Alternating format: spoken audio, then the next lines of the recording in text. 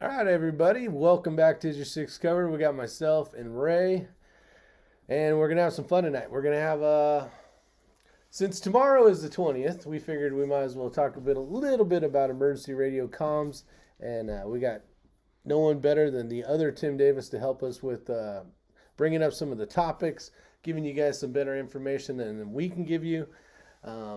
In no way are we experts at radio stuff at all. We're beginners, but that was the reason why we called it Emergency Radio Comms 101. So Tim's going to be driving this when it comes to the book of knowledge. As far as we're concerned, we're going to learn a lot of stuff. You guys out there that may or may not have a ham license, depending on what you have, or if you got some different types of handheld radios, also known as HTs. Been in the fire service for many years, used quite a bit of radios in my day, but from mobile and handheld to all sorts of stuff. But as far as programming, knowing all about the frequencies and stuff, all that stuff was always plugged in for me. All I had to do was turn to the right channel, and I was able to, basically run incidents or whatever the case was, able to talk to my fellow employees and get the job done, the task done. So the one thing I will say, being in the fire service, is communications is usually your first thing to fall, and when that falls, it makes it tough. So having some way of communicating is very important to run. Whether it's maybe you're running some type of 5K run, where you guys are doing all the logistics portion of it, or any type of communication for any kind of event. It doesn't need to be an emergency. But in order to have some way of communicating to bring everybody together to be on the same page, basically, is of vital importance. So, emergency radio comms, anything you want to chime in before we kind of get going? No, we'll go ahead and get started with it, and then we'll talk about some of these things we have here and go from there. All right, let me see who came in first place real quick. We got Car Kane, Carrie Amores out there, TB. Let's see, WNC Prepper, welcome. Sean Davis, 67 Rebel. Papa's Place, welcome Les. Big Country. We got Matt out there with RTT Guns and Gear. Stephen Bradley. And I know RTT Guns and Gear, he also uses a lot of comms when it comes to them out in the field, whether they're doing surveillance or whatever for the border. But I know he's got quite a few radios of some sort that he uses to communicate with his guys. So maybe he'll learn something. Maybe he can chime in and we can learn something from him as well. Bob Smith, welcome.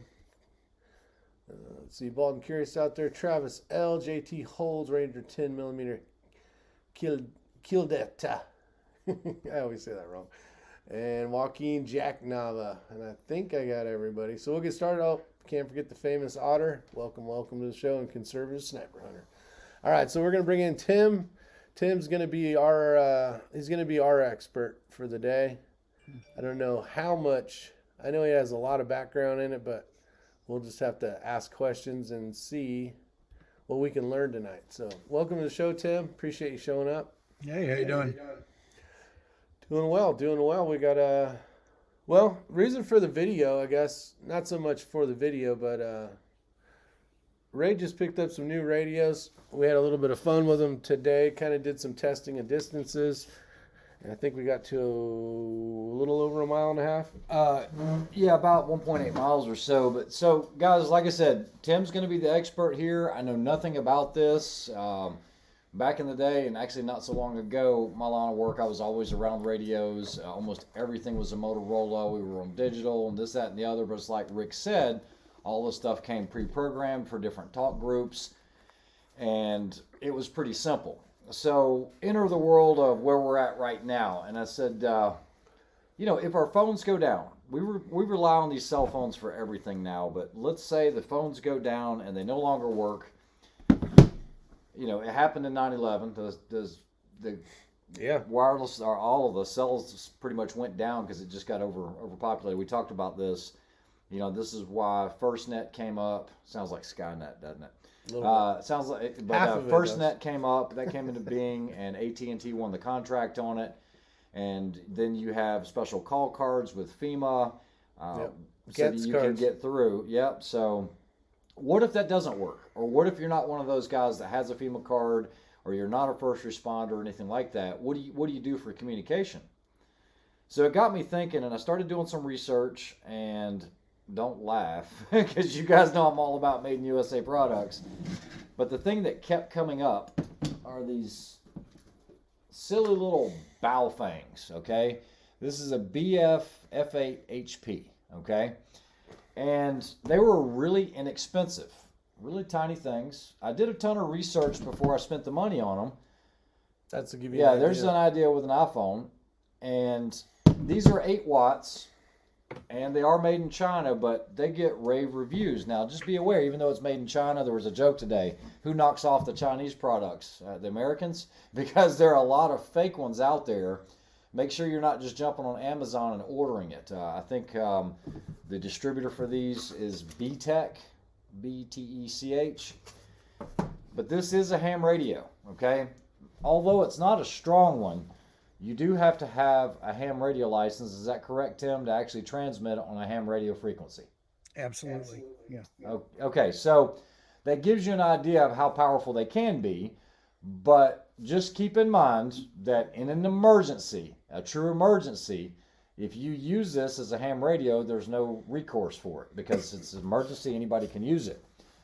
But these are also capable of being used on the FRS, the family radio services. Those are typically bubble packs that you're going to get at your sporting goods stores, and they work decently. But when you get into this where you have a detachable antenna, I think that's one of the things. It can't be a detachable antenna. So this can't be sold as an FRS radio, but you can also use GMRS as well. GMRS requires a license, believe it or not, so that I didn't get myself in trouble. And I know there's probably a little chance of getting caught. I'm not condoning it. I went ahead and registered with the FCC, got my FRN number, paid my $70 to use it for 10 years, and I can access the GMRS frequencies legally. So I got it all set up today. I bought the little patch cord that allows you to program it using Chirp. That way you're not putting in the frequencies, but you can get FM stations, you can get your NOAA weather and all of that, and there's a lot of resources, guys. I think a radio resource is a good place to find out the different frequencies, and you just type them in. But it is communication. Although rudimentary, Rick and I just tested it. It was 1.8 miles. And I know that doesn't sound far, but you got to remember we're in very mountainous terrain, and it wasn't until I went on the backside of the mountain that I lost signal with them, and that was at 1.8 miles. So it does work. That's what I have to say about it. What do you have to say, Tim? So I will say the Bowfang radio, and I've got one too. This was the first radio I bought. Actually, this is the second one, but the first one I bought, and it for the hobby of amateur radio or ham radio, it has probably been the best thing out there. People will complain about these radios because they are cheap Chinese radios, but they have brought the barrier of entry into the hobby down really, really reasonable. So that Tim has a big echo. I don't know. Yeah. Yeah, and that's kind of what I've heard too. Is that's kind of the that's the opening door, the gateway into the whole ham radio series. For example, Rick, like the radios, the digital radios that you guys used in the fire service, one of these ham radios is probably over $1,000. An average, one of the name brand, like whether it's Icon, Yaesu, Kenwood of an HT, is probably $250 on up. So $35 to get in the door is a pretty good way to go. Let's see here. I got some general specs for this. Yeah, we were using Kenwoods and Bendix Kings, and they're about $3,200, I think, is what. 3,200. Yeah. So what's nice about these radios now? Technically, to use them, you have to be a licensed amateur radio operator. There are some things that go along with it, but has a frequency range of 136 megahertz up to 174 megahertz in the VHF band, and then 400 to 520, which covers a wide swath where a lot of I'm trying to make it bigger.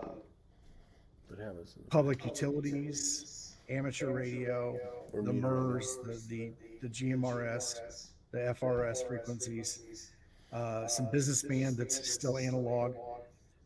So what's nice about it is you can use it to listen to all kinds of things, but it does not do digital. It's an FM receiver, and you can also listen to broadcast FM radio too. So in the event of an emergency, this is a good thing to have around. I live here in the Midwest. It's Tornado Alley throughout the summer and stuff. So I generally keep 2 radios, or actually 3 radios. I've got the Baofeng, which I can use to communicate locally. I have a second radio that just does UHF that I can communicate here locally.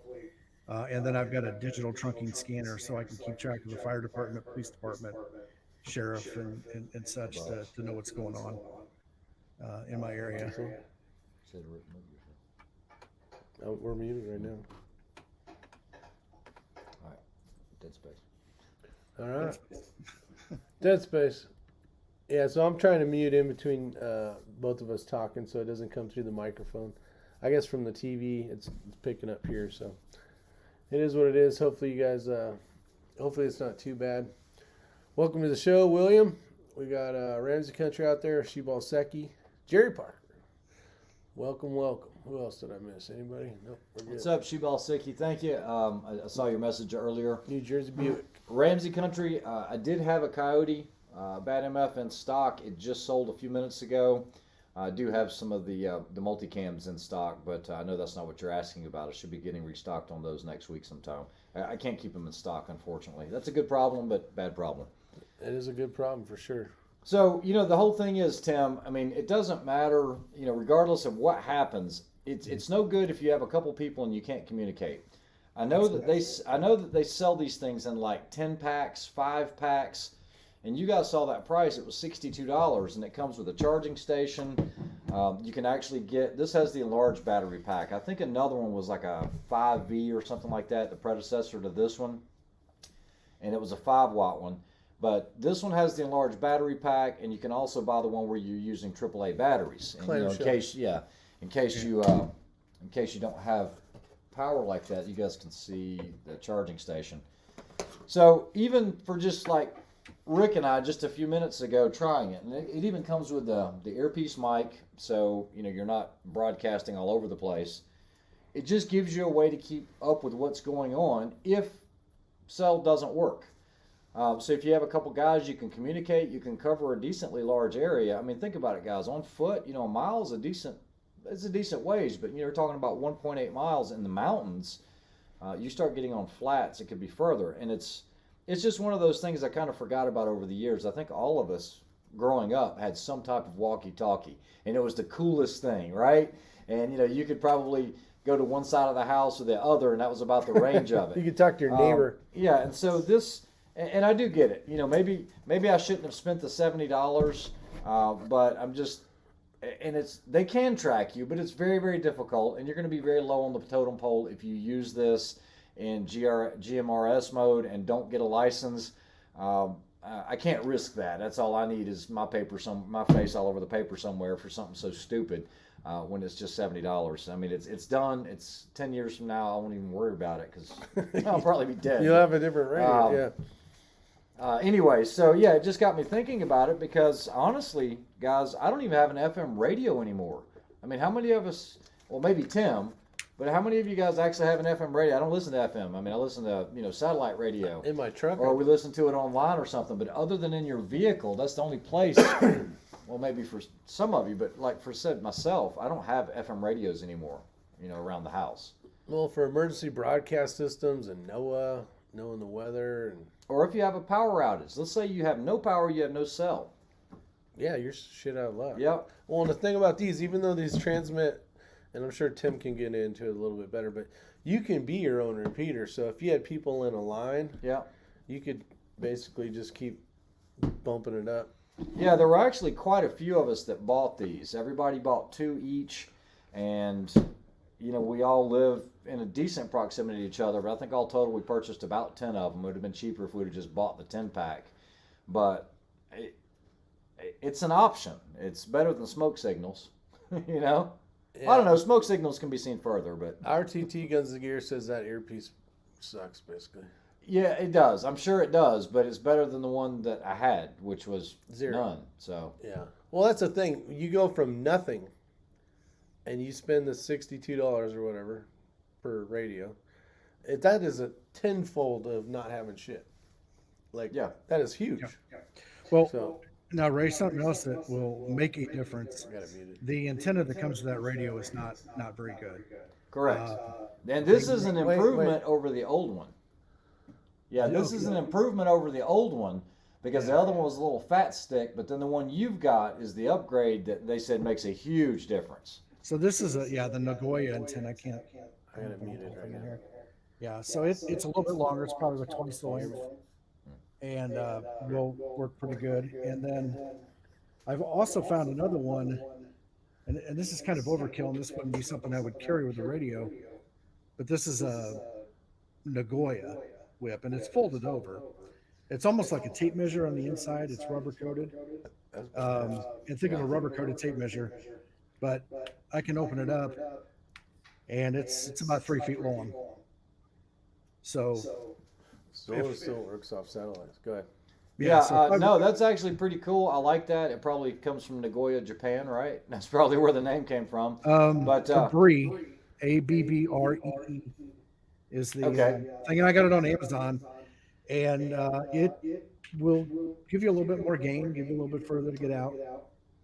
Okay, so I want to ask Ranger 10mm this question. You're talking about Zoleo, no power, no cell. Zoleo still works off satellites. I've had a lot of time with sat phones, and let me tell you, the delay is horrible. The connection rate is horrible.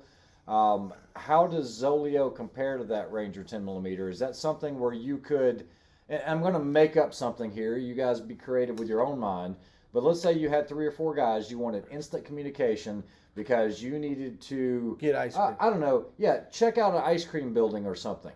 Is Zoleo going to be an option, or is this just like a text where you can send a text to somebody and they respond back or something? How does that work? My whole problem with SAT is just the uplink was just forever. We had some serious emergencies where we needed it. We had to send guys out. Now this is deep in the mountains. We had to send guys out to certain places in the mountains so that you could have a clear view of the sky. By the time the call got placed, we were another 10 minutes later, from the site. So that was my only thing, and those were using the Iridiums back then. I hated those things, and as much as they cost, it was incredible how poorly they actually work. 2-second delay. Right? Okay, so is it voice comm or is it text, Ranger? Because that does sound like a great option if you have live voice. Ray, I've got their company up on the screen we can put up here. So it looks like it's global 2-way text messaging, email, app-to-app messaging.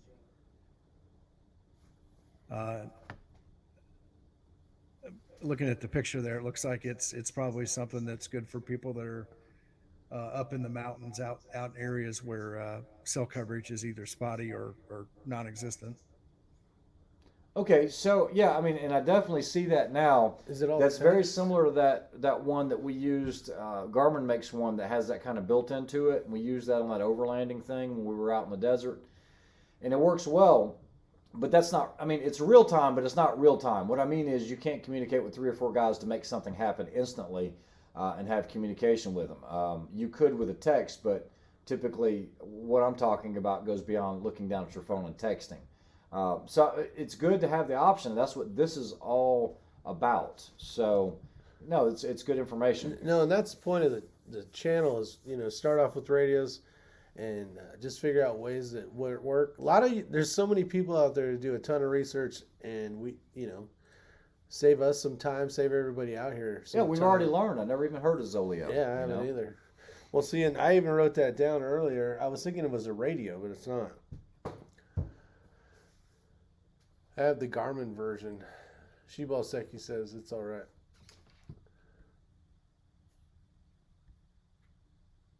Yeah, I will tell you that the Garmin version that we used, we were getting hour-long delays on some of the texts.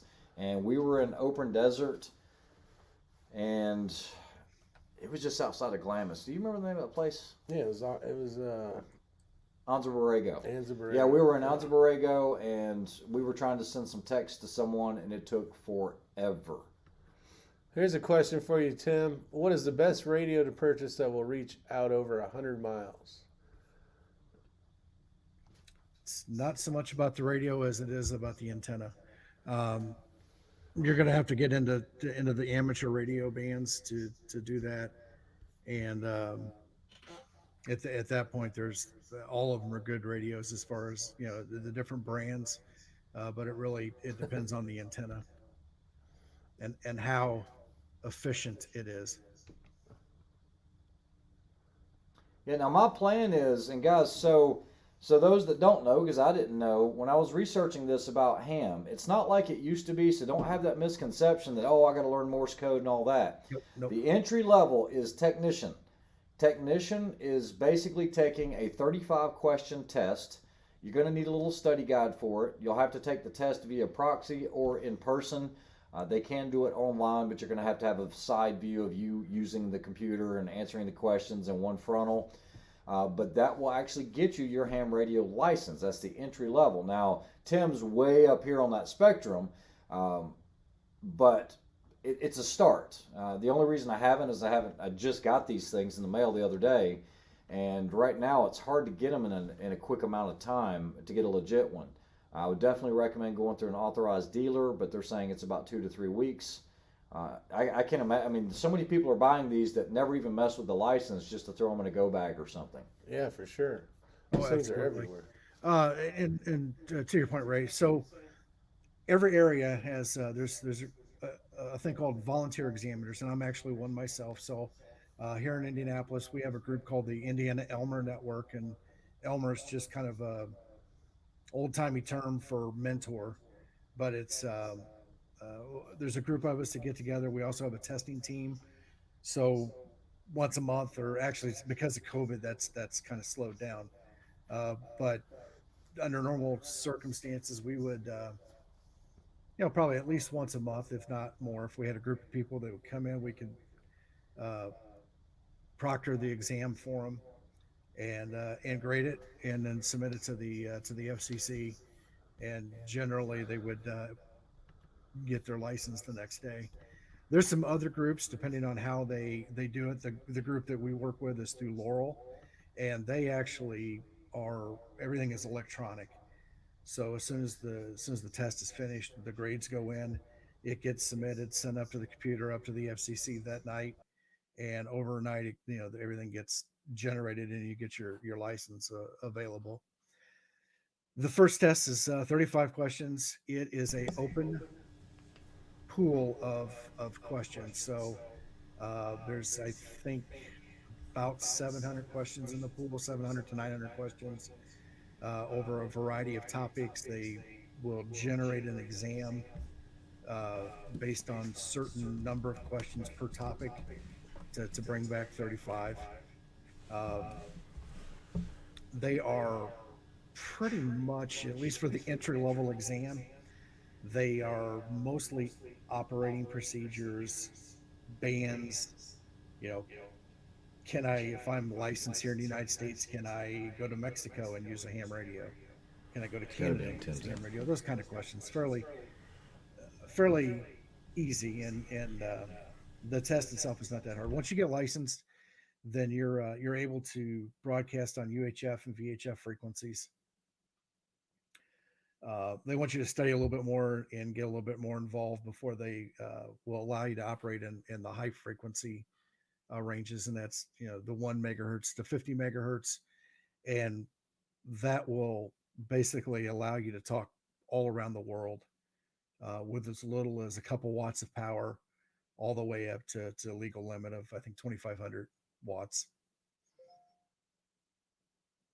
or 2,000. All right, so we are battling some echo, but I think it's on my end. I'm not sure. Some think it's on your end. Well, I got these nice in Yeah, ear. he's got those in, so he shouldn't be echoing at all. It's probably from the TV to this microphone, and maybe I can put it like this and just kind of hide this sucker. We'll see. We'll see what happens. Tell us if it's horrible or not. And real quick, you put up that thing from DW. DW, that is not a destroyer.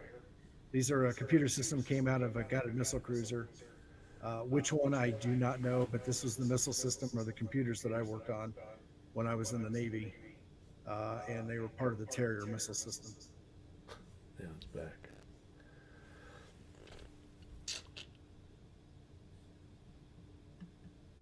All right, he's working on these echo issues. How about echo cancellation? Let's see if that helps. All right, is this better? Let's see if it's better. Now, you guys are definitely louder. We're louder? Okay. We turned off echo cancellation, so Or turn it on. turn it on. I mean, Yeah. yeah. We'll see what happens. Okay, so DW asks, what's the difference between sideband, CB, and ham? Yep, back. Whoa, speaker crack. So sideband, well, first of all, AM, you have a carrier frequency, and this is going to get a little complicated, but you have a carrier frequency, and whatever that frequency is, we'll just say it's 10 megahertz. So you have the cyclic wave going up and down at 10 million cycles per second, and on each side of that carrier is the information, the modulation. And so AM uses both sides of those. Sideband is something a little bit different. What they do is they suppress the carrier, and then they take away one of those two sidebands that AM uses, and they just use the one sideband, whether it's upper or lower. And part of that, what it does is it cuts the carrier out. The signal actually travels a little bit further, but then you reduce the amount of bandwidth that you need to talk, which allows more density or more dense use of the frequency space. So that's the sideband. CB is like the MERS and the GMRS. It's another radio service. No.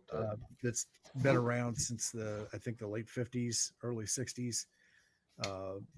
Was really popular in the 70s, kind of died out in the 80s, and that's what a lot of truck drivers used, and I think they still use it. Basically, it's AM radio. It's a 40 channel service in the 27 megahertz range. So those are kind of the difference between those three. All right, we switched microphones. We'll see if this works better. We're using the one off the laptop, so let us know out there which one works better, and we'll try to get this figured out. How's that sound on your end, Tim? Oh, you guys sound good. Okay. Wait for some comments here to get going.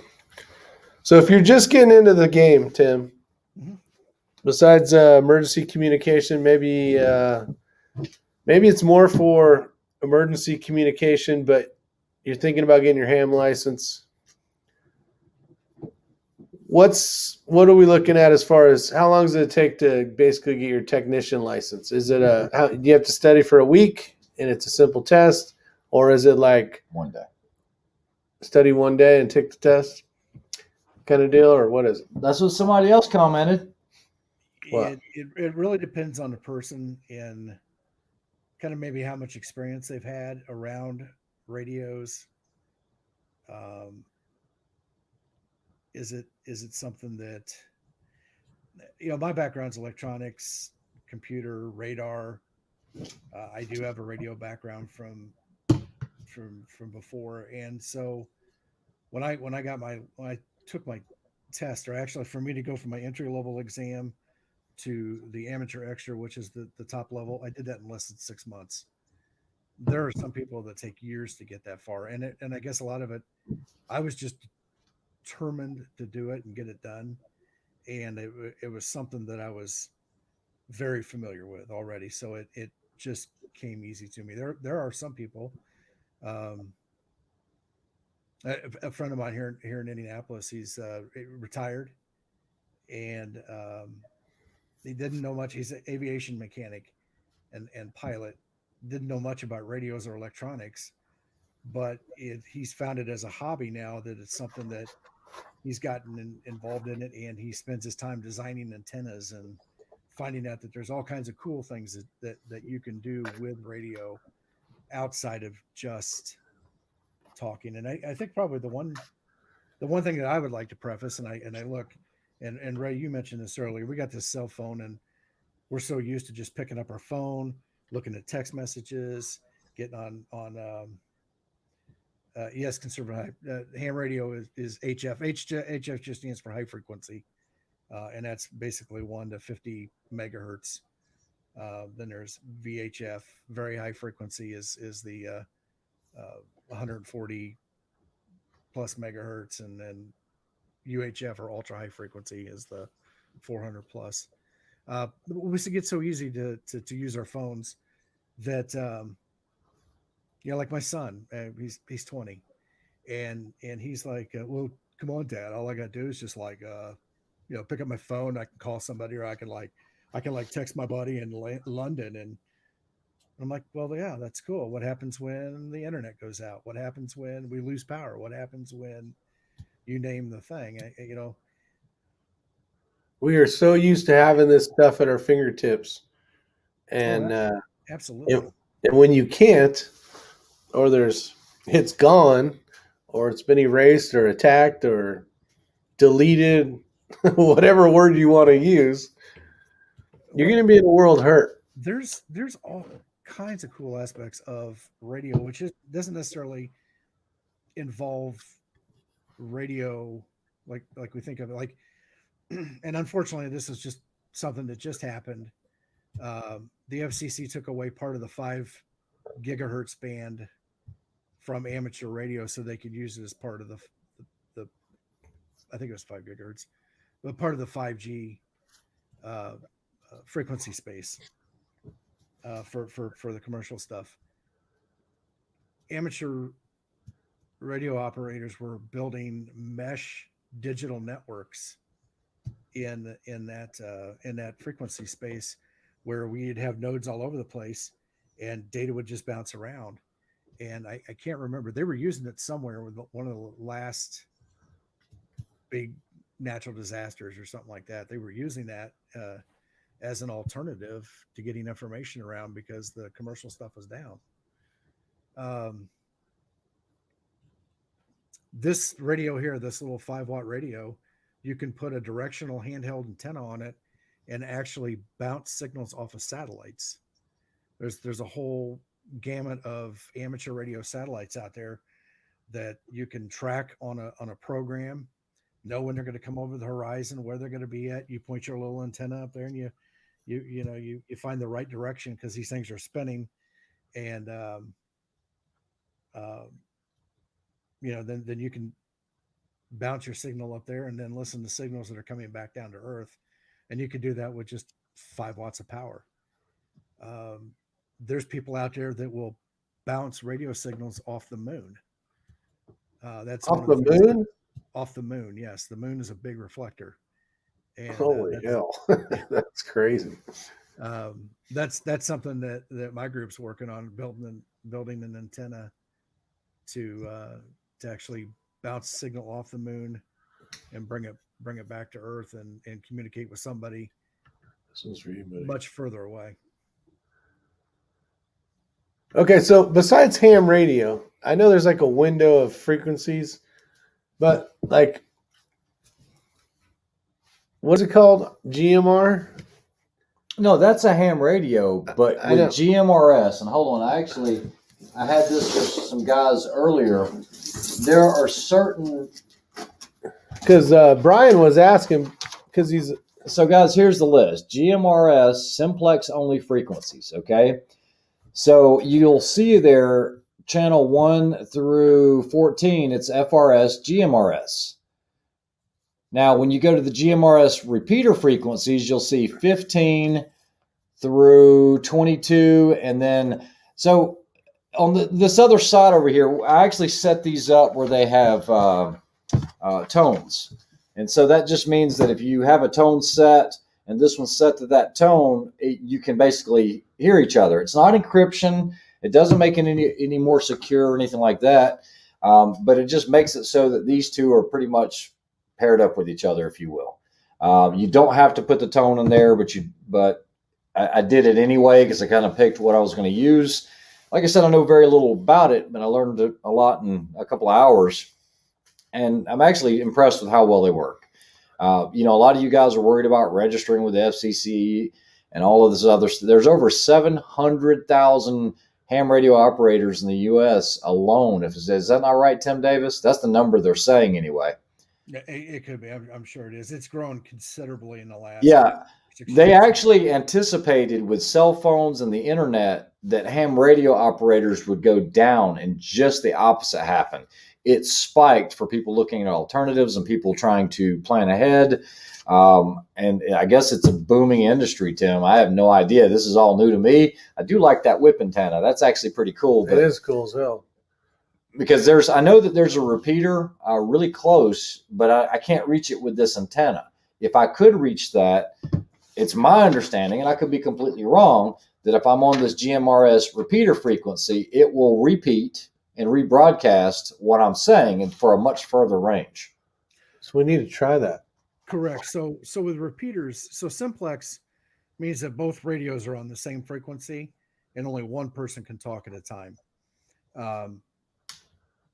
Duplex communication is like a telephone where you're talking and Rick can hear you at the same time Rick's talking, and you can hear Rick, and signals are going both directions at the same time without interruption. So with the radio, you would have a transmit frequency and a receive frequency for a repeater. So you would key the mic, it would switch over to the transmit frequency. The repeater is going to pick that up, and at the same time, it's going to rebroadcast it out on the receive frequency of the radios.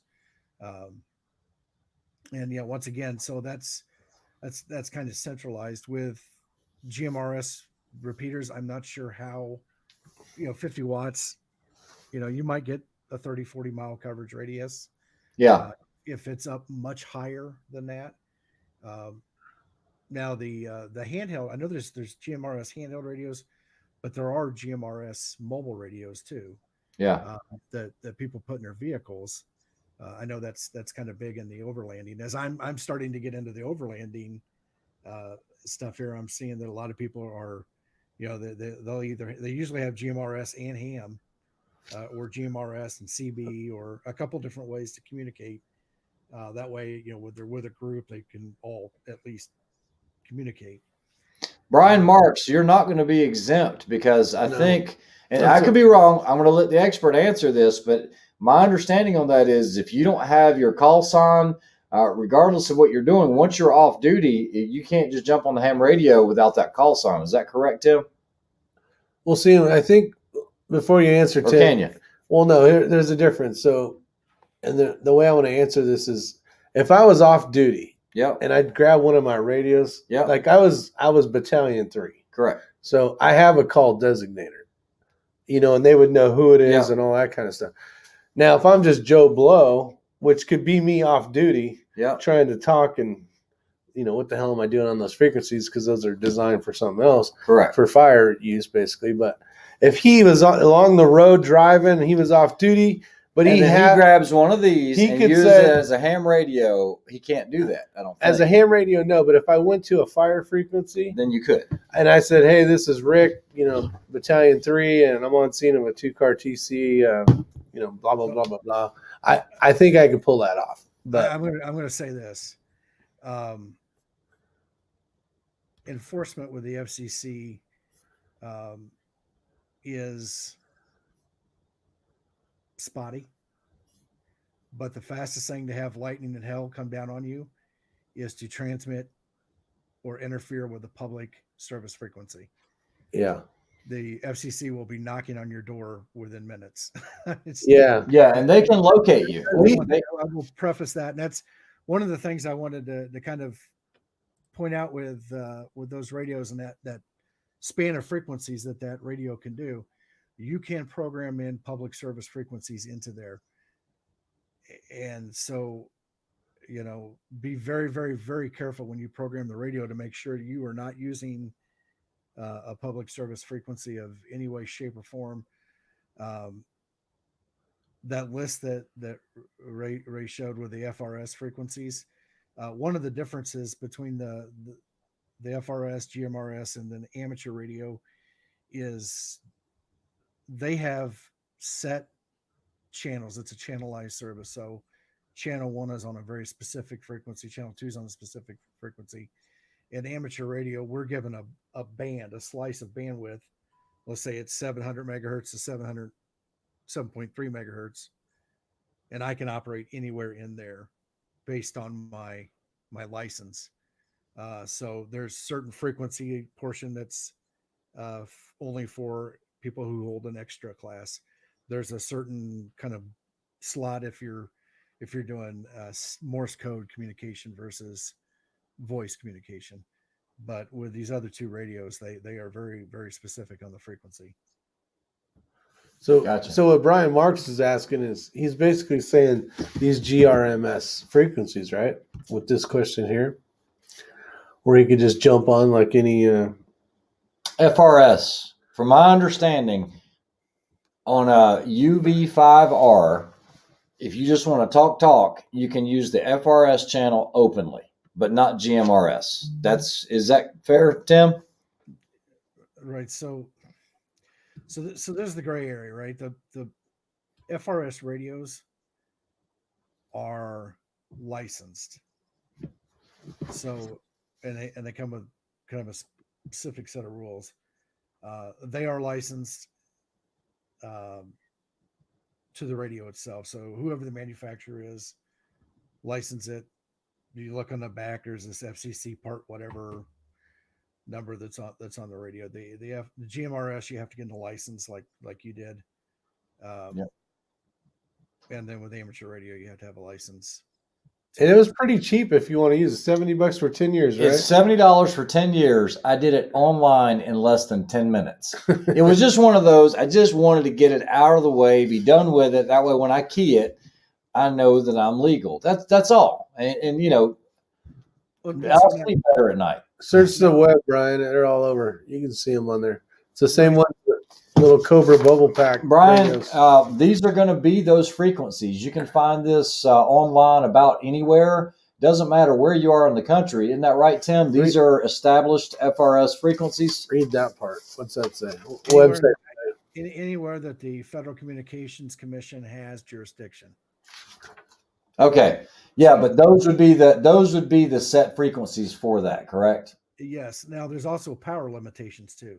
Correct. These are 2 watt, half watt, and then when you're in GMRS, which, guys, GMRS is a step above FRS in power. They said you're going to get a ton better reception, usability, if you will. So if it's not the same as FRS, I mean, they do what they do well, but these will do it a little better. But it's not it's not going to do it like ham will, of course. It was a cheap way to get into it. I mean, money's money, and I get it. But I got $60-something in the radio. I paid $70 for a license that I'll probably never re-up again because it's 10 years. You'll forget about and, it next month. I don't know. It just, I can use these on my property. That's the biggest thing. If my wife and my daughter go hiking or whatever, it should reach the property because we're at the top. And so everything that's underlying, I shouldn't have any issues. And, we've done some videos at the overlook and all that. I mean, I can see 10 miles, and apparently line of sight, you can realistically get 6 to 8 miles out of this, from what I've been told. I don't know that, and I haven't tried it because I just got it running today. Yeah, I think it's definitely a bonus to have. I mean, guys are cheap. I mean, I think that's cheap. It is cheap. It's I was just looking here. So the mobile radios, the GMRS mobile radios look like they're about 15 watts. It says it has 8 channels and a NOAA weather scan. So, but yeah, generally, if you're going camping with your kids and you're at the park, or the campground or something like those, little FRS radios are great. Yeah. They're going to do them. My Boy Scout troop, the kids would use them. They'd put them on. They'd go hiking in the woods. A lot of times they would use them to play capture the flag a lot, and they'd have their own little frequencies and they would communicate across the battlefield. The FRS the GMRS are pretty good. A little bit better if you're going to be traveling in some kind of a caravan or something, and you're going to get a little bit further apart. You're going to get better coverage out of those. Yeah, there was a question up there and said, did I have to take an exam? Guys, I literally took these out of the box, charged them up, and then today I got on the internet, did a really quick search on it, and in 10 minutes I had bought and paid for the GMRS license. But no test. There's no test. The first thing you have to do is get an FCC license. You apply for the license, you pay. Actually, that doesn't even cost you. You do it, they assign you an FRN number, and with that number, you then go on the same website and you apply for your GMRS license. It is literally put in your FRN number and pay us. That's what it amounts to. Give me your damn money.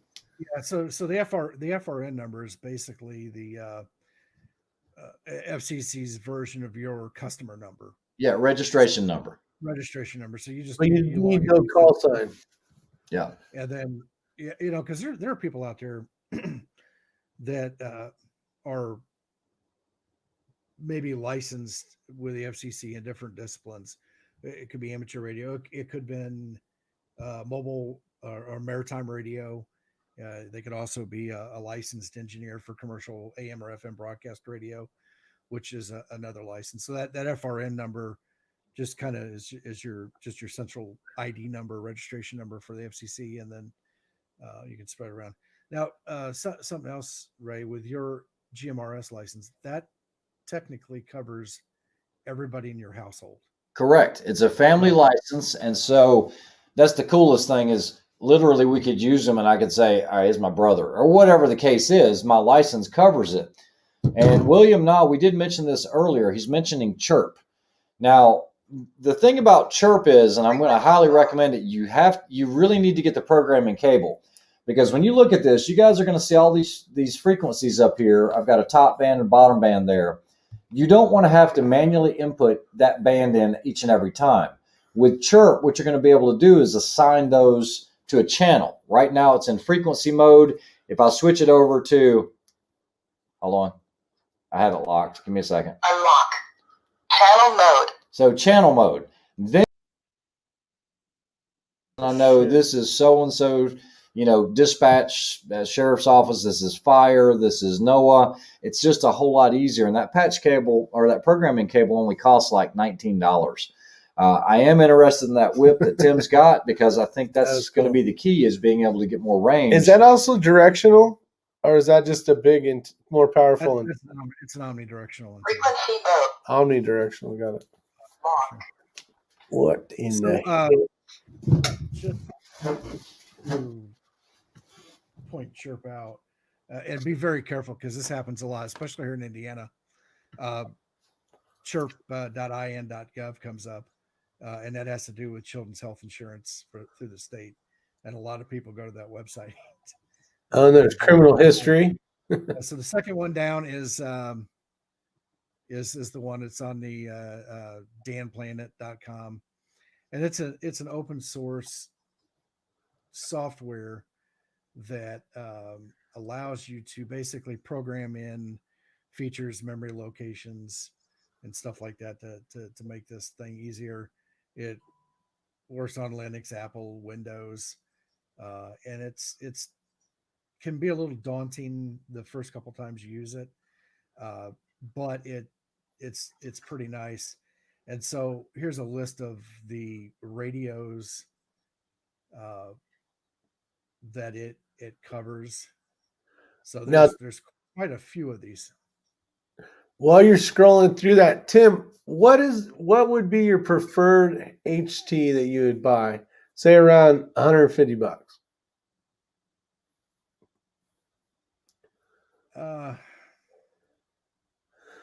Are you not big into HTs where I'm asking you a question you're not sure of?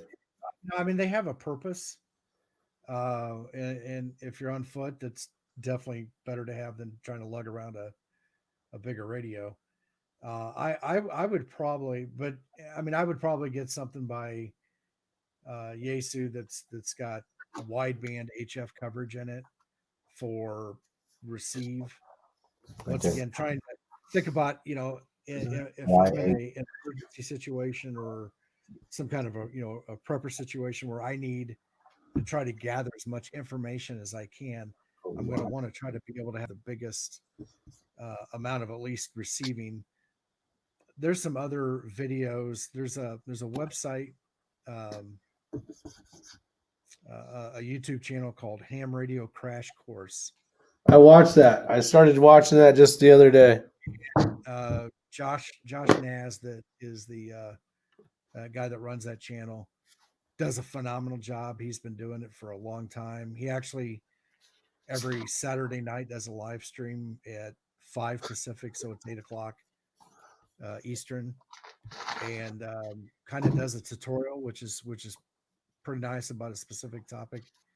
And but he's got all kinds of great videos, especially about prepping and everything. And Ray, I think one of the videos I sent you had him and the oh gosh, what was his name? Mike. I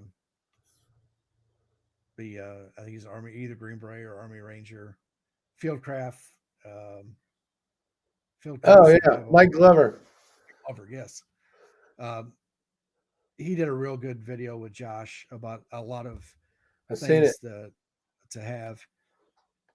So one of the interesting things now, the downside to Baofeng is being very careful. And I think Ray kind of mentioned this. See how many variants of this radio there are for under Baofeng, Pufeng, and there's knockoffs, and Chinese companies don't just knock off American companies and other radios and stuff. They knock off their own things. So you can get some counterfeit stuff too. So kind of always be careful where you're buying it from, and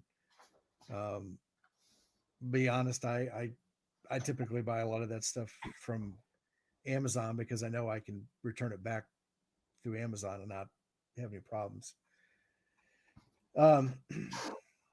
Yes, the software is really nice, and what it can do is it's basically a spreadsheet with memory locations where you can assign information, PO tones, frequency, if it's a repeater memory channel you're doing, so you'll have your offset for your transmit and receive frequencies. But you can go to there's a function within it that ties back to this website called Repeater Book, and you can basically drill down to your state and then your county within this application. Oh, turn it on the Simplex nodes.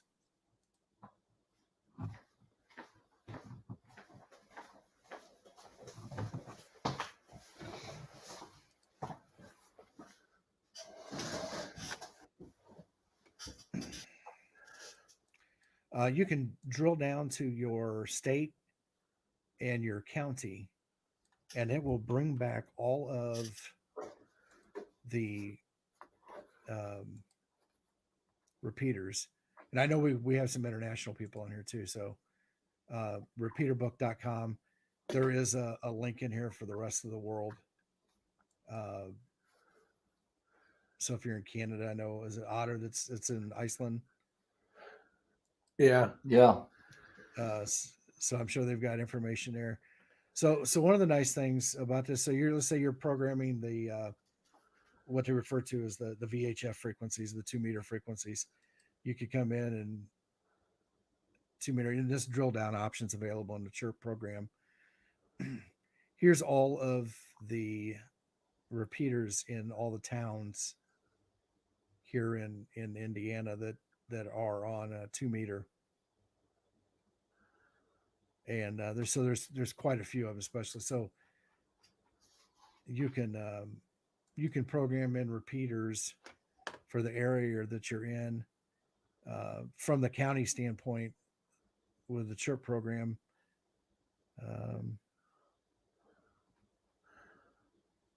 it's like Indianapolis is Marion County.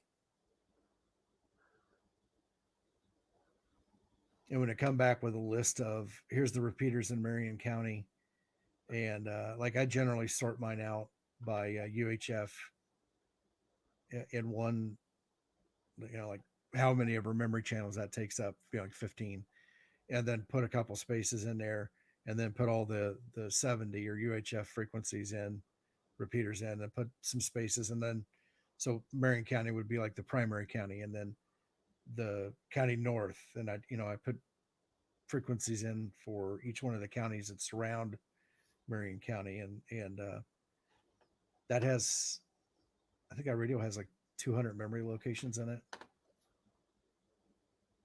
Okay, so before you got to that page, there was a thing that had like the I guess it would be the frequency tones or something.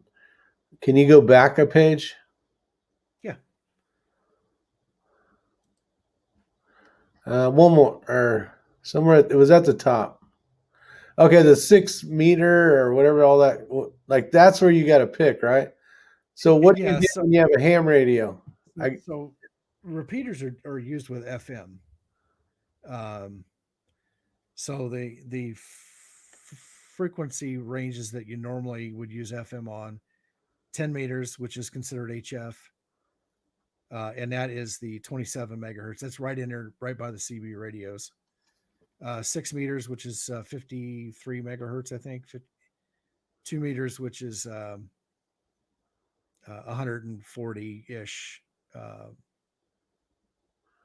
megahertz, and basically, like when you're talking about 6 meter, 2 meter, and instead of if you looked at the sine wave, from the beginning to the peak down back to null to the lower peak and back up, that we would consider that one cycle. We in the United States we refer to it like 140 million cycles per second. This is measured in basically the length of the wave. So at 140 million cycles per second, the wavelength is actually 2 meters longer, or 6 feet roughly, from that beginning of the cycle to the end of the cycle. So that's kind of where the frequencies are. And this is a great website. So now if you want to find different frequencies, or if you want to find it by features that the repeater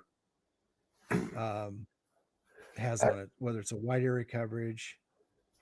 I guess I'm confused, Tim, because if say I had that same radio Ray has, Yes. Would I click on one of those, the top portion, because that would be for the ham radio that I have, or are those just different frequency zones? And it's the same communication. These are different. Yeah, these are different frequency areas. So these are the Bowfang radio covers 2 meters and 70 centimeters. Okay. So that would be the ones you'd want to go to. Right. Yeah. And then, but we would have to set up a frequency that we would want to talk on, correct? This is for like listening, I think, right? Yeah. Yeah. For listening. Yeah.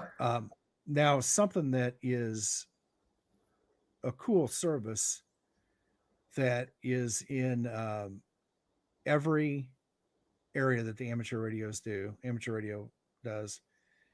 They have weather nets. They have Skywarn. Now, Skywarn is a radio service that is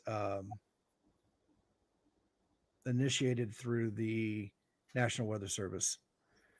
So if there is bad weather in an area, tornado, something, hurricane, the National Weather Service will bring up Skywarn, and it becomes a series of weather spotters, amateur radio operators that are trained by the National Weather Service to go out and spot and look for weather. Radars are great. Nothing beats eyes on it. And so these people will be out and they will be making reports back so that the National Weather Service. So these are good frequencies to know. So when there's bad weather, to be able to listen to them, so at least you get the reports and you're hearing the reports almost just like maybe simultaneously if you had a police scanner too. Police officers are doing the same thing. They're out, they're reporting back possible funnel clouds and stuff like that. Storm chasers. Yeah. It's crazy guys on History Channel. That's right. There's two other services that are pretty cool. Aries is something that the ARRL sponsors and manages. ARRL is basically the equivalent of let's say the NRA for amateur radio. So it's or Gun Owners of America for amateur radio. They're kind of the lobbying group that does this, and they promote radio stuff. RACES is something that's done between Department of Homeland Security, national or the local FEMA directors and emergency management. And so in the time of national emergency, amateur radio operators kind of become the communication backbone for emergency traffic and stuff like that, because we can go in and basically set up a field station and be on the air and quickly. And, yeah, they do those a lot out in the West for wildfires too. Oh yeah. So just about anytime there's, and then we can take care of a lot of the subsequent traffic. So like Red Cross traffic, people trying to find out, information, about something that's going on in a certain area, getting reports from inside. One of the big ones on the HF is anytime there's a hurricane, there's a national hurricane net that comes up, and there's operators that will do that and take reports from people that are inside the hurricane, affected areas and things like that. So there's a lot of cool public service, but within these frequencies, based on where you're at, there's a lot of great information and good frequencies that I would get programmed in and kind of know about in the event of a natural disaster or something. Does ham radio have like CB does, where you go to, what is it, channel 9 for emergencies? Yeah.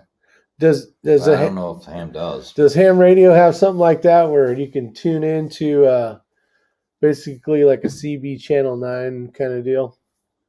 Or it's just too broad, so you can't really do it like that? Or do they? It is too broad, and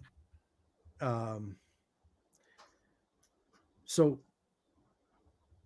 basically, as operators, anytime that somebody, whether it's a repeater or it's HF frequencies or whatever, if somebody breaks in with emergency traffic, everything stops. And that emergency becomes priority, and we help out any way we can, whether it's local and getting, maybe the car's upside down and they can't find their phone, but they could, they get their radio microphone they could grab. Okay. Let me stop you there, Tim. Let's say I have this GMRS frequency in here and something bad happens and my daughter turns it on. She's like, help, help, help, whatever. Who knows? Maybe there's no cell phone signal. Nobody's going to pick up that signal more than likely, right? It depends. I mean, if this thing's set up with PL tones and it's on that frequency, somebody would actively have to be monitoring or listening to that, right? So the way the PL tones work, PL tones are basically, there's a thing called squelch. And if Okay. you turn the squelch off, you hear all the static, right? Yes. Turn the squelch up, right? So generally, if a signal hits a certain strength, it'll open up the squelch and you can hear the person talk. Basically, what a PL tone is it's a unaudible tone that you don't hear, but the radio will pick up on it, and it will open up the squelch. Open the mic. Well, okay. open the squelch, right? Yeah. So you can hear. So if you have if you're on a frequency with a PL tone set for receive and transmit, and if your radio doesn't hear that PL tone, regardless of where your squelch setting is, it won't open up. Okay, so I guess with Rick's question, is there a better frequency range for me to dial in here in case of emergency that would have a better chance of being picked up? It's police department. You'd be like, help. Oh, we can take a look. What Armament that might be too specific. So yeah, can you actually dial in CB frequencies from a ham radio? I would maybe not. I don't know. Like, could I go program in channel 9 CB frequency? There's not very many. I don't think there's many people that do CBs back in the day. It was a big thing, but I had a car. So the radio, the big radio that I got when I do the live streams and stuff like that, I can dial in the frequency for all of the channelized CB channels. I can't transmit on it though. Like, my radio is physically blocked out from transmitting. So I mean, I can key the microphone and the little red light's just going to flash and say, no, you can't transmit. Is that because you're too powerful? No, because my radio, legally, I can't transmit on those frequencies with my radio. Okay. If I had CB, I could do it. Partly because CB, like the other ones, they all have these rules. CBs are capped at, I think, 4 watts now. 4 watts, 5 watts, something like that. And with just my base radio, I could broadcast at 100 watts without any amplifiers. So they don't, every radio is really legally licensed to only transmit in a certain set of frequencies. Yeah, I'd almost say what Jerry Parker's saying. I'd hit scan, find someone that's actually talking, and then communicate you have an emergency. Yeah. And Paul Walnut says he just bought a Bofang about 6 months ago. Is there a great antenna you can suggest him? I would say these Nagoya.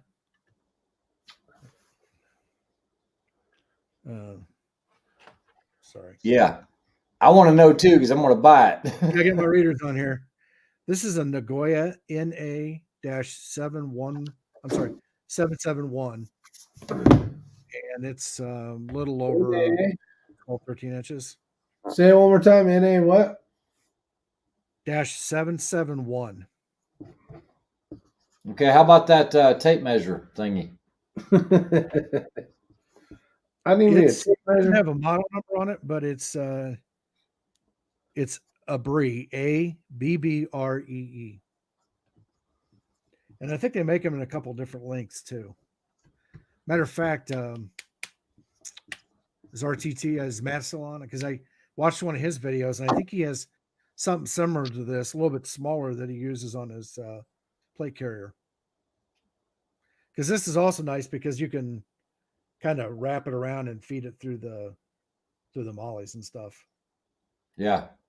So, but this one, it's like 3 feet long, so it might be a little long, but I guess you could be the radio guy from Vietnam that had a big antenna.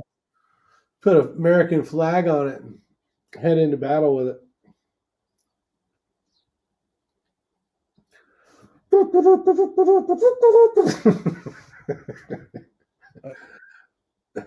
Paulie Walnut said that CBs can use 5 watts, and that's probably true. I know Hey, Tom. it's changed a couple times over the years. Um,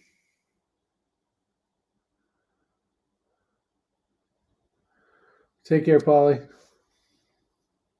there's a I just doing a quick search on the interwebs there.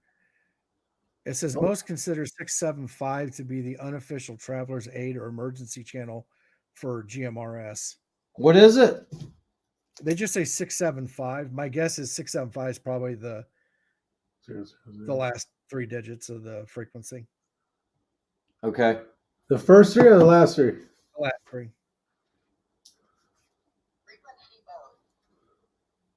Okay. Do you have your handy dandy chart there?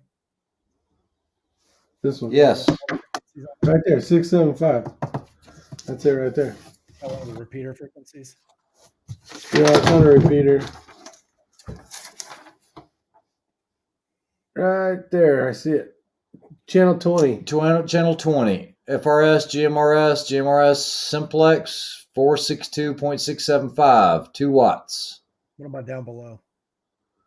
462 7000, 462 7250. Yeah, there's a 46752. I bet that's the one they're referring to. The 4676750. Channel 20. Yes. That's with Okay. repeater. Good to know. Big country. So there is there's a group here in Indianapolis called Marion County React, and Davy James order too. On the CB channel back in the old days, and I think they're still around, and they use GMRS now, and I know they monitor that, and they do a lot of things. And they use amateur radio operators too a lot for parades, marathons, 5Ks, things like that, where they need some form of communication to help out with the running of the event without tying up public service frequencies. Yeah. And I think they do a lot of that with the GMRS too. That's where all those ham guys come in, the races and all that stuff. Those big events like that.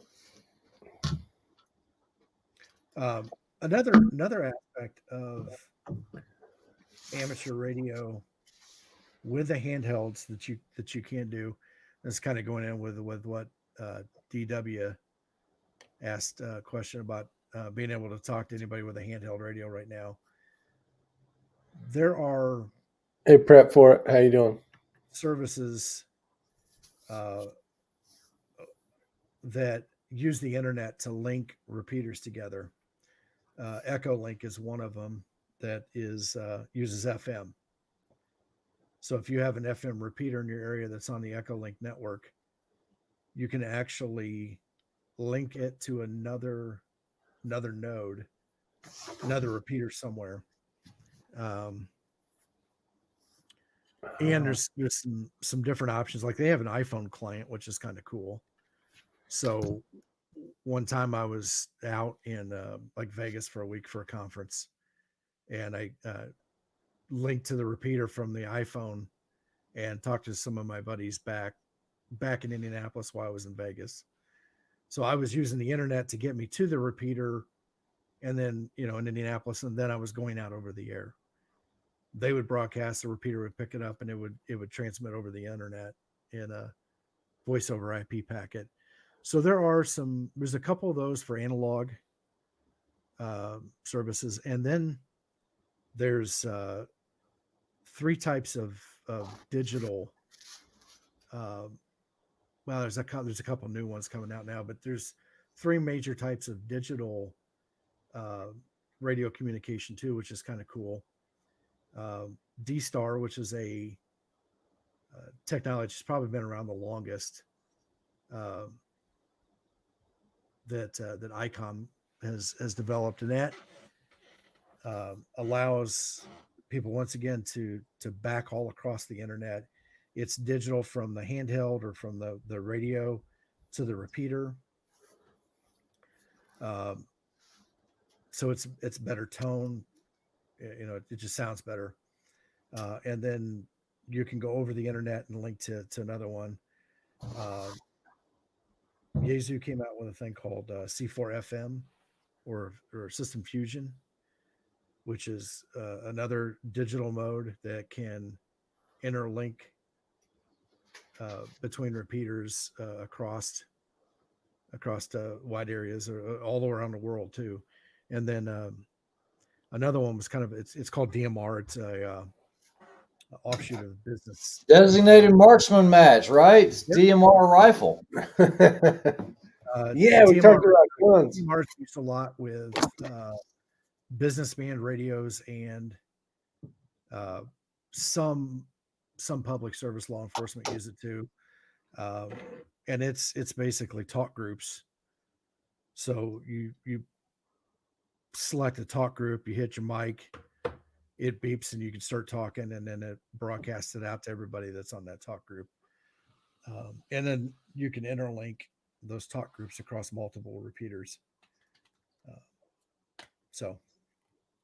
Yeah, I will tell you, I will probably never get into it. And I guess the reason for the topic was me actually getting these. And I told Rick, I said, it wouldn't be bad having you on, because I knew you were a ham operator and you were very experienced with it. But it's just that extra little tool to have in the bag. If it's only just communicating with your wife or somebody else close, at least you've got some type of communication in case the cell goes down. And here in the mountains where we're at, the cell phone signal is horrible. Matter of fact, when you leave Rick's house, if you go this direction 1 mile, I don't care whose carrier you're on, it's gone, done. Yours, mine, and you know exactly which way I'm pointing, right through there. Yeah, and so this is going to alleviate that. Let's say Rick wants to go and do some off-roading or something, and he's in his vehicle, I'm in my vehicle. At least there's a way to communicate. I know you say, well, you can do that with a CB. Well, maybe I don't want to wire all that stuff up, and it's just something that was cheap. It's just cheap. Well, in my opinion, anyway, as long as it lasts. It's the best $67 you'll ever spend, probably. The good news is you can charge that battery up. You can stick it in your go bag. You've got weather frequencies. True. Skywarn. You've got FM radio. You can tie in and listen to some public service stuff. Even if you don't use it to talk, it's still a great tool to have to be able to find out what's going on around you. Yeah, listening to your local fire department or police department or sheriff department if they're not on some 800 kind of deal. But so I don't know. Here in Indiana, a lot of our, they have 800 megahertz radios, but a lot of times they still keep their non 800 megahertz frequencies for backup and like talk around. Yeah. So, they can still like talk car to car or, do some of the non-official stuff. Not tie up the talk groups and stuff with just normal communication that it's outside of like car to dispatch or something. Yeah, DW asked, can you use the radios with a headset and a microphone with a team shooting match? Yeah, if they don't have any problems with that, these have Vox on them, and yes, you could effectively communicate that way, but you can usually do that by yelling in his ear as well. Yeah. You're typically going to be pretty close to your shooting partner, and you missed. Yeah, exactly. Damn it. Armament, yes, I do have a hotspot on my phone. But remember, I don't have cell phone at my house. You barely get a bar. So the amount of hotspot. It's horrible. And it's just not going to happen. You basically have to get right to his internet, and then you can use the Wi-Fi to make as long as there's not like two people on there, and then it's done. So, yeah, but that's fine. But, yeah, that's why I'm over here all the time, is he actually has really, really good service. and it's just right down the street, and I always have to pass it. So True that. Ray, I'm sure everybody else in your house is happy that they can watch Netflix now on a regular basis without interruption. because it wasn't even possible before, you know. Yeah. So we always have the Korean shows on, you know. That's what it is. Some Yeah, we've tried everything armament. I mean, you know, we've tried the boosters and you name it, but it's just not coming out my way. nope. What's the general runtime on the battery, Brian T? I don't know, because like I said, it was charged and I just turned it on today. It's been on quite a bit throughout the day, and I'm still showing 3 bars on this. And, you know, I don't know. I would say buy clamshells for that. We get out on those fires and we're running them. The battery works normal, like when you're just normal call kind of thing. All of a sudden now you're out for 14 hours kind of deal. And when you get old, you see, guys, you see that? You see that's blue right there? I can't see it. I can see that better than any other color that they have on here. So I don't know what the deal is, but you can do is like purple, orange, and everything else. That blue, I can see the frequency and all that without my glasses on. And when you transmit, it turns red or orange. Yeah, it turns orange. Yeah. But, you know, little things like that. Hold on. Wait, I got to show you this. It's like Tim said, every single Chinese radio has a flashlight and a flasher. Helmet. You know. Let's see here. Hold on. If you hold down the call button, I think. Yeah, mine goes to FM radio. Yeah, hold it down. Oh, Oh, shit, yeah. oh, Give me that. Oh, yeah. We're going. Pull over. Pull over, bitches. You should have never showed him that. Mm-hmm. This is going to be bad. That's pretty cool, though. Okay, so what questions should I ask about the 2000 Ford F-150 I'm going to look at on Thursday? Ooh. Hasn't been wrecked. How many miles does it have on it? It's been rode hard and put away wet. How much? See if it's one of Maintenance those have you people done? that kept maintenance records. Yeah, it could be like the guy that kept everything. Yeah, that's the type of vehicle you're looking for. That guy that always took it in for service. What state did it come from? That's a big one. Yeah, you don't want a rust bucket. Nothing from up north that was subjected to All that brine and damn- slag all the time. Damn. If I told you just one owner, little old lady that just used it to go to the grocery store, they're lying. That's right. And That's those right. people do exist. I know one. There's a gentleman I know up the road, and he bought this beautiful King Ranch. It was 2016. And this thing, I think he just turned 10,000 miles on it. Holy this thing 200,000 miles. This thing's immaculate. Damn it, Abigail. I don't know about that. Oh, yeah, 200,000 miles. That's that magical number. Is where it a it's- diesel or a gas? And what motors it have? Hopefully, what year was it? She say 2000. So it's George 20 is- years old. it's before the 6.0 liter came out because that thing's a pile of shit. I got one. Does the handheld access marine channels, Andy? Or asks Tim Davis. He likes how I strung all that shit together. Hell, It depends on what. we're in America. You can speak English at any time. English. Or a speaker freaking English. Oh, it's got the 5.7 liter gas. I don't know. Oh, you know who you need to talk to, Abigail, is you need to talk to Bad Billy 429. Send him an email. What up, Tank Frank? I got some few stragglers coming in here. Are you looking that up, Tim, or do you know if these will access marine channels? Yeah, let me. Okay. They Yeah, I should. didn't know what you were doing. Yeah, William, that's the thing. It's a shame. $70,000 truck, and it's got 10,000 miles on it. And I told him, I was like, I'm calling dibs on that truck when you go to sell it. But no, he's a big car collector. I mean, he's got Maseratis and Porsches and everything else. And Who's that? I'm not going to say his. We'll just Oh, say you're Steve. talking on here? Yeah, we're talking on here. Oh, you're talking Yeah, about, talking about Steve. Yeah, we'll just say Steve. What's kind of cool is when I worked at the airport on a crash, we had the separate radio just for the airport. Yeah. And what was kind of cool is if you click the radio, if you press to talk like 3 or 5 times, all the lights would come on the whole airport. Yeah. It was badass. Actually, at BMW, we had different channels, and we could turn sprinklers on throughout the course.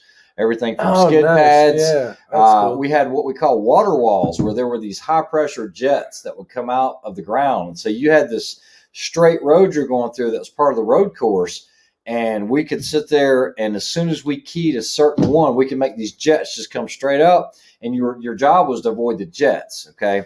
And so what was really cool about that is we would show how someone that was distracted Oh, shit. Here we go. by using their phones or anything like that, what we'd have them do is just get on the phone. Here you go. If you're driving like this. No, we're not going to use that tonight. We're not going there. And it's amazing how much your reaction time, How slow it is. it's how slow it is once you're on the phone. I always like those tests they do where they're usually police officers, and they'll like do the whole thing, and then they'll have one drink, do the same thing. Oh, when they're doing the Alka sensor testing, Yeah. they're getting their so they can figure out. But Yeah, it's SFST. just funny watching those. You Yeah. crack up. So, U.S. VHF Marine frequencies start at 156.05 megahertz, and it's channelized all the way up to 157, 425. So this radio, if it works on FM, would if they use FM for marine radio, I think they do. You should be able to hear it. Yeah, because I know I was programming 155s in last night for something, but yeah, that's pretty cool. See, in California, I don't know how that works with the waves. Like most of our fire frequencies, like 147s. And Yeah. around there. I don't know. My personal opinion, like what Armament says, 200,000 miles on a diesel engine isn't bad. Typically, though, 200,000 miles is my sell point. It doesn't matter how much I love the vehicle. When it reaches 200,000, it's gone. I don't drive enough to ever get that high. Oh, man. I rated my FJ Cruiser up to 285,000 when I sold mine. Yeah. Traded. I did want to comment on this. Somebody Damn, I said know, something Roger. about a Toyota. Well, I'm behind a brand new Land Cruiser, Toyota Land Cruiser. I had not seen one because I hadn't been paying attention to what Toyota's been making lately or anything like that. And I'm sitting there at the traffic light, and I'm right behind it, and it's got a 30-day plate on it. It was from Tennessee, but it's the new Toyota Land Cruiser. That thing looks so much like a 4Runner. It's not even funny. It kind of lost all those Land Cruiser lines. Really? Yeah, it looks like just a slightly bigger 4Runner with more round. It looked old. It was older styling. It wasn't real Toyota angular. Cruiser? Yeah, no. It's like they tried to retain some of those older curves with a newer body. It looked horrible. I didn't like it at all. Armament Access.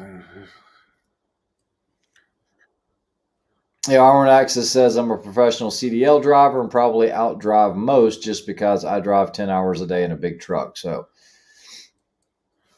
Oh, this looks Who doesn't stupid. need big rig drivers? That's for sure. yeah. Ryan Springer, how you doing? Welcome to the show. Yeah, Ray, I'm looking at the 2021 Land Cruiser now. It looks dumb. It looks what? Hey, It show looks- us the picture, Tim. Yeah, It show us looks a like- picture Show of that us the ability. picture, you magic man. Hold on. Hold on. Damn. Uh, It kind of looks like Look a at the back. 90s When I saw the 4Runner. back, I'm like, what in the F is that? It looks almost like the back of a Volkswagen. Now, I kind of think this looks like a 90s version of the Of the like a Forerunner. like a Gen 3 4Runner. Yes, that's exactly what I was saying. But from the back, $85,000. they can keep that crap. Holy schmoly. The guy had the same roof rack on it and everything. Yeah, that's so you can How can you charge that? Hey. Anyway, get the Bronco. Let's go to the Ford Bronco and check that out. Did you see what they're doing with the TRD? What are they doing? Show me. They're trying to dress it up like a 4Runner, like an FJ. Was it that one? No, keep going. It's at the end. Yeah, Yeah. TRD Pro. They got the old That's FJ it. style roof rack on. For years. The round ones? Yeah. Even Yeah, my it's got night. the old FJ roof rack on it. So my understanding is, and I would buy another FJ in a heartbeat, at least a new one, not a used one. My understanding is they had to take it off their thing for the USA because of cafe standards. Cafe standards? I think that's what it was, or it's something. I don't know with emissions, whatever that crap is. Hey, Andy Armour, real quick. It was the Baofeng BF F8HP. That's Guys, 8. Yeah, BF F and 8 HP. Now, I do want to tell you there are actually some really good websites that tell you what to look for a knockoff, and one of the things was the grate area here. That grill area, and there were a lot of guys that were ordering from Amazon, but they said that was one of the biggest telltale signs was that, and there was something else I can't remember, but do your due diligence because there are a lot of fakes out there. Not that a fake is any worse. I don't know. I would think it might be. Who knows? New Bronco. Yeah, Armament and Axe is there's a new Bronco in town. Mm-hmm. There we go. Hold on. There you go. There's the grill. Hey, could you possibly search fake Baofeng BF8HP and see what the picture shows of the grill? And a lot of them will have a lot of. They also mentioned you might have a shiny or a chrome front, but there are some authentic Baofengs that have that in a different model. Just don't get taken. That's all. Brand new Ford Escort rolling out the factory door. Cost the Chinese customer $28. How about just images at the very top? There we go. How to identify. Fake. There it is. Fake news. Fakey.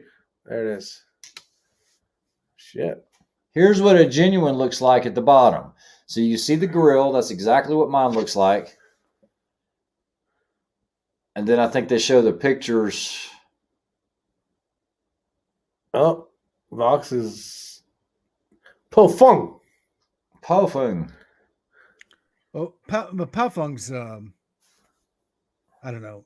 It's Yeah, multiple chrome companies. grill. Seen some rappers with that. Get your chrome grill. Baofeng Tech is actually a U.S. company that imports these in. Yeah. Palfung, Baofeng, but like I was saying earlier, the Chinese will copycat American stuff, and this happens. I'm in the IT industry. This happened to a couple major manufacturers of communication gear like Cisco. They would run Cisco gear on first shift and slap the Cisco label on it, and then whoever the factory was would make the same stuff and stick somebody else's name on it on the second shift, and then that would get out all over the secondary market and stuff like that. I almost put Cisco out of business. All right, so it's not showing you any images, is it? Oh, okay. Santa Maria. All right. Well, we've been talking for an hour and a half. I don't know. I know I learned some stuff tonight, which is good. I want to look up. I got some homework to do. The Yisu. Is that what you call it? Yaesu. Yaesu. And a Most radio Nagoya in a Nagoya. 771. Nagoya. So Hey, most It's like Nagoya, Japan. Nagoya. Never been there. In the Most- Abri tape antenna. Aborigine. What? Well, Abramonkany. What the hell? Yaesu and ICOM are Japanese. I think. Oh, I got it right here, guys. So this was exactly one that I found Sorry. on. Oh, sorry. No, Go ahead. No. I was saying sorry to Tim because This is one that I found on Amazon that was being sold as that exact same model that I have. And you can see how the grill is completely different. This has the metal all the way across. This one doesn't. And then when you zoom out of the picture, it says BF Tech. You see that? BF Tech. They sell it for the exact same price. I know it's hard to pick up on that. It's like my stupid. But you wouldn't know it because it looks like you're getting the full kit and everything else. Just be aware of that because they're saying that. And I don't know, Tim. Maybe you would know the answer. Apparently, these are FCC approved, right? Or do they have to approve these radios? Yeah, they have to be part compliant, and so there's several different parts of the FCC regulations, and so they have to be part compliant, and they usually are submitted to the radio submitted to the FCC for testing to make sure that that it falls within their compliancy. Okay. They were saying a lot of the fakes or the clones would not, and they're not licensed. Now, it might or might not work. I don't know. It's kind of, and this is something I was just running around in my head. Maybe it's just stupid thinking or something. I think it's kind of cool that we have the ability to buy these so cheap. And if it weren't for the Chinese, without any regulations and this, that, and the other, and bringing stuff over, you probably wouldn't be able to get this stuff so readily, or it would be really expensive. I'm not condoning. I might have COVID, but it is what it is. It's a way to have backup communications, and come on, even everybody's iPhones out there are made in China. That's a fact. Well, like I was saying earlier, this 35, I think they were about $30 when I first got mine. They have gone up in price because the FCC compliancy that they didn't have when I first got involved. But even at $60 compared to $300, $400, $500, $600 for an HD, by Yaesu or whatever, that was a barrier to entry into the hobby that allowed this to grow exponentially, tied with kind of the prepping movement, not necessarily preppers per se, but or sometimes they get the tinfoil hat type preppers, but people who just want to have that backup just in case something happens. Yeah. And everybody likes to talk on a walkie-talkie. Walkie-talkie. Now, what this doesn't have on the bottom, like those walkie-talkies we had as kids, is the push button and the diagram of the Morse code. Yeah. I gotta push the button that many times. Dang. It was a big orange button, and you'd sit there, and your buddies were just dee dee. You're like, dude, quit. Was that an R? But all right. Well, hopefully everybody enjoyed. Anybody got anything to say before we end this chat? Is there anything else we can talk about real quick? Might be. I got the test song, the new test song. Might be the last night we can go have a live chat. Who knows? That is true. We might go down. You never know. We might go down. So things to think about is the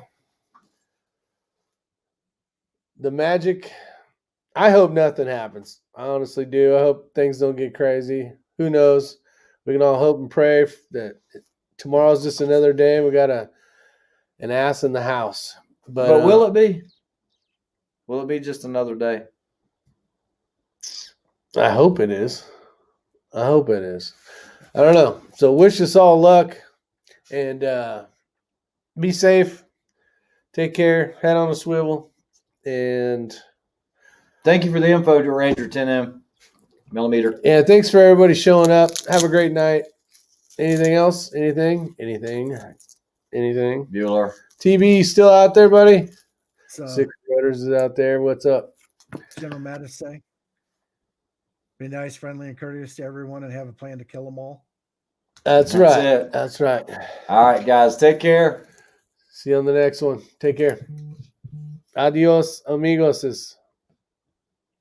Buenos dias. Annyeonghaseyo. That's right.